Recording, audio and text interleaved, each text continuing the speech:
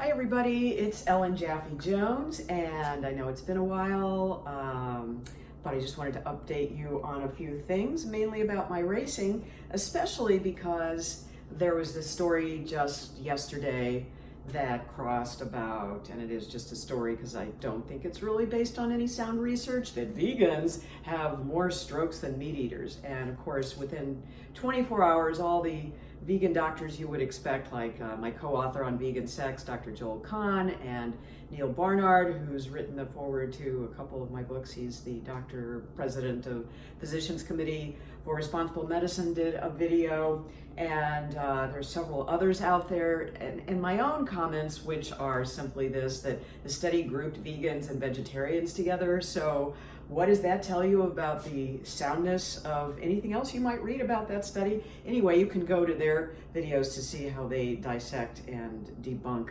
this study. But it's out there, and so everybody's freaking out, oh, vegans have more strokes. Well, spoiler alert, I yesterday just got first place in my 176th 5K or longer race since 2006, and as I always like to say, just on plants and wearing the vegan message shirt. So when my picture gets taken on the podium with the other folks, the second and third place finishers, then all of their peeps are going to be looking at their social media and maybe whatever else they're sharing it on and saying, oh, who is that vegan who got first place? What's she doing? So what am I doing? Just eating more plants. It's really that simple. Actually eating all plants, 100% plants, just to be clear.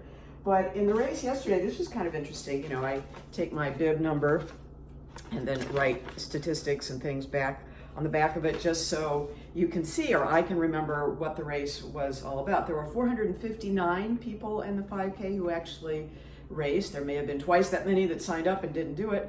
And I was 112th. I was the 112th finisher out of all those. But even more interestingly, I was the 34th female out of 261 females who ran the race. So that includes everybody from the age of 5 all the way up to 90.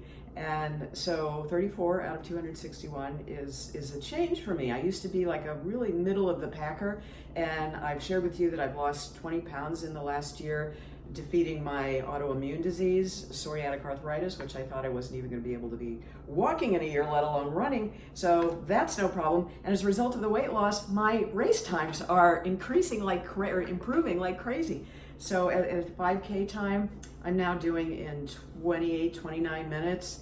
Used to be like 33, 34, sometimes even 35 minutes. You know, yesterday it was a little slow just because it was so hot, 80 degrees, and 100% Florida humidity in September, peak hurricane season. So that is the statistics on yesterday. And then the week before that, I got second in my age group in the Fort Hamer Bridge in the Bradenton area. And that was a tough race. That was a really tough race because it was up and over a bridge and then back and over the same bridge as well. But so I only got second in that one. But still, those two make it 176 5K or longer races that I've placed in. And I think people really need to know that I didn't collapse of a stroke yesterday and all the heat or the weekend before. So you can do this. Yes, you can. And remember, nobody starts out racing, for the most part, running full time. People ask me that all the time. Can I walk a 5K? Of course you can. And I would guess that in many of the races I do, there are more people walking these things than running. And of course, I talk in my book, Vegan Fitness for Mortals, how you gradually increase that running to walking ratio so that before you know it, you are running most of the time.